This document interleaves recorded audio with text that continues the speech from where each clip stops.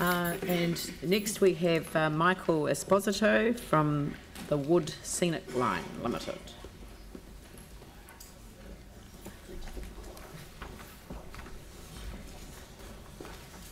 Welcome, Michael. Thank you. Mayor Leanne Diazell and councillors, thank you for the opportunity for letting me speak to my submission. I'd just like to reiterate Joanna's comments before on the importance of tourism to the local industry or the local community, and just a few other facts which I'm probably sure all aware of, but tourism employs 1 in 10 workers in the area. According to Destination 2025, it will contribute $1.8 billion to the local economy. And it's interesting to note the drop-down effect. So with tourism, every dollar spent, a further $3.20 is generated in the wider community, and that's more than any other industry. And I've put in my submissions here some research papers on that. I'd like to speak on a number of issues. I know I have limited time and welcome questions, so I will be brief. I applaud the council for their financial commitment to a cruise berth at Lilton. Reasons for the latest delays, however, are farcical. I ask the council to keep the pressure on the port to enable a cruise berth opening by the start of the summer 2020. Every other city in New Zealand that has cruise berths are crowing about their importance to the local economy. It has been long overdue for our city to join them. I would go as far to introduce an incentive scheme for management at the port based on meeting this deadline, with less importance for the next 2 years anyway on freight volumes. I think they'll get the job done. Enough has already been said about the state of the square. I wonder whether it would be more palatable for the council to treat each section of the square as a separate project. In saying this, agreeing on overall concept for the square, which I believe we're pretty close in achieving, but then each section having a detailed design and a detailed funding. I see actually the southern part of the square at the moment, so if we're talking about the OGB building, Distinction Hotel, New Spark building will be ready by the end of next year, the Redson building across the road will be ready by the next year. That part of the square, once we've done an overall concept for the square, we could then do a detailed design. Yep. We could get that done, and that would be well within the 9.4 million that we've already got allocated to the square. Yep. And that would follow on well with up Colombo Street. Then we could look at the library next year in that section, and then the part in front of the convention centre when we think that's ready. A quick comment about additional security and lighting in the CBD. I endorse CCBA's submission on introducing an ambassador program. I'd also add that we would need additional police. We just need to look at the ongoing graffiti and the vandalism to the newly opened Victoria Street to see the problem that Victoria Square to see the problem that we have there. On to the trams.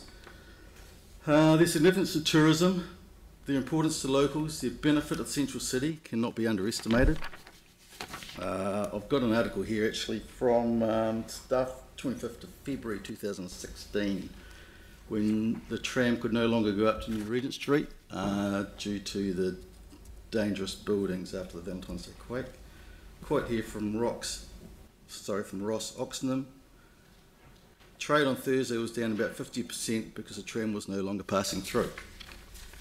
So the trams certainly do have an impact on retail.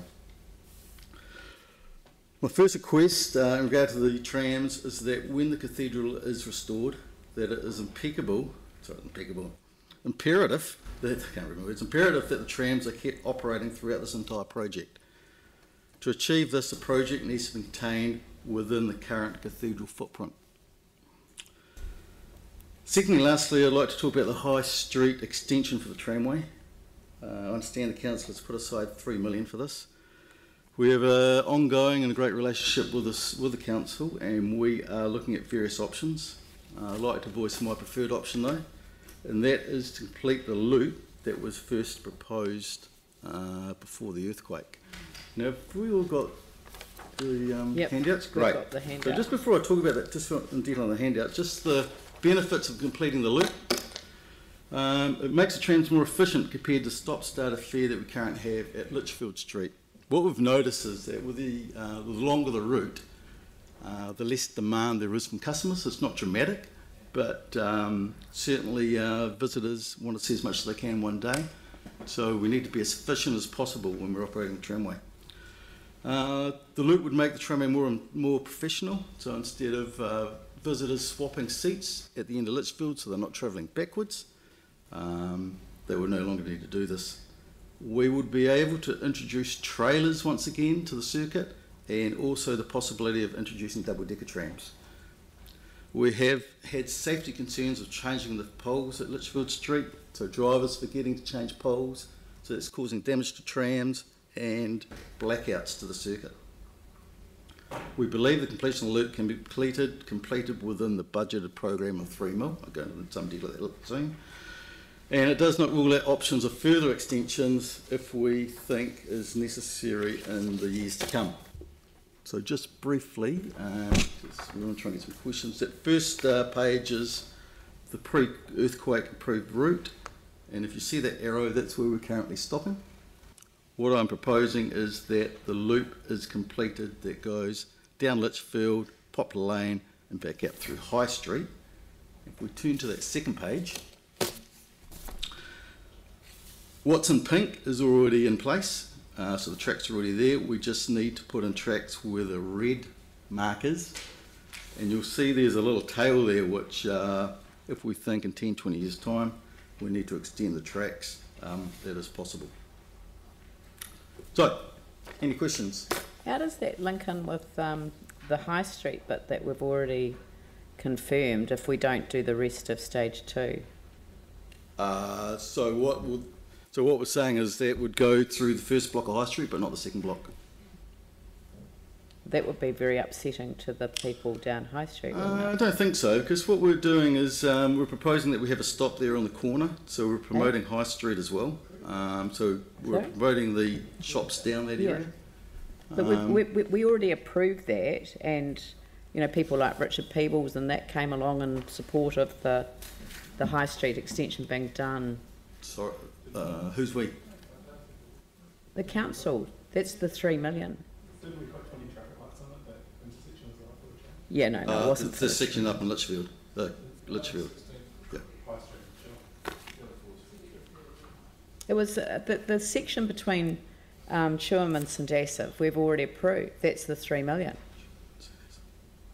Sorry, the tram only goes to Litchfield, so there must be funding for it to go down. There is. But that's not what I'm saying. It's not achieving a lot.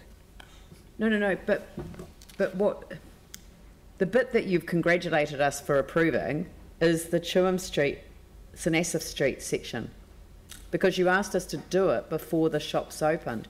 Richard Peebles asked us to do it before the shops opened. Yeah. Others are. With due respect, I didn't approve it, so I didn't ask for that.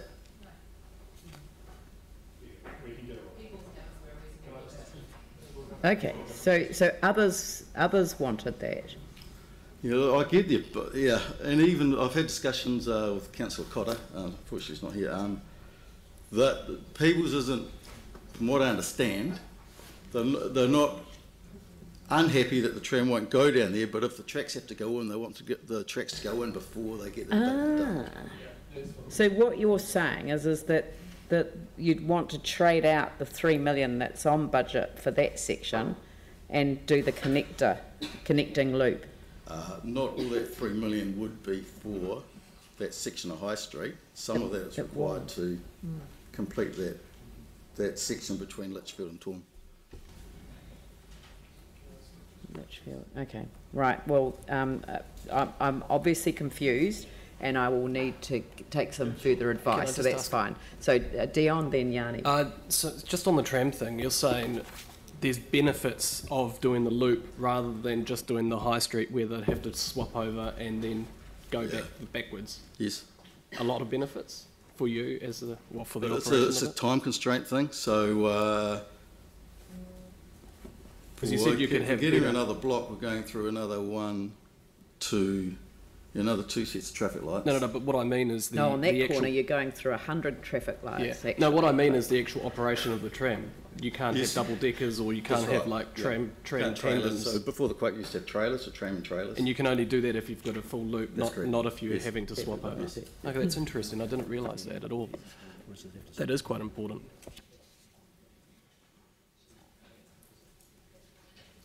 Yeah, Yanni, Obviously, 31 we don't have a lot seconds. of time today, but I appreciate the submission. I'd be really interested in just very high-level feedback around: is stage 2 now, with all the roadworks and cycle lanes and things that we've done in that area, is that now completely sort of off the table because it just the money's been spent? It doesn't make any practical sense anymore.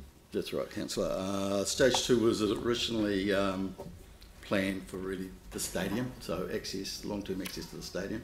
So with the stadium now shifting, and with what's happened down that area, stage 2 is off the table. yeah. Look, thank you very much for that. There's obviously just a little bit of questioning that I've got to do Sure. offline, but I think we'll include it in our report back as to what is done. But we may have to consider talking to a few other people as well about the issue. But thank you very much for bringing this to the table. Much appreciated. Thanks. And on that, yes, and thank you for what you do. No problem. I do. I saw the tram the other night, and it was absolutely chocker.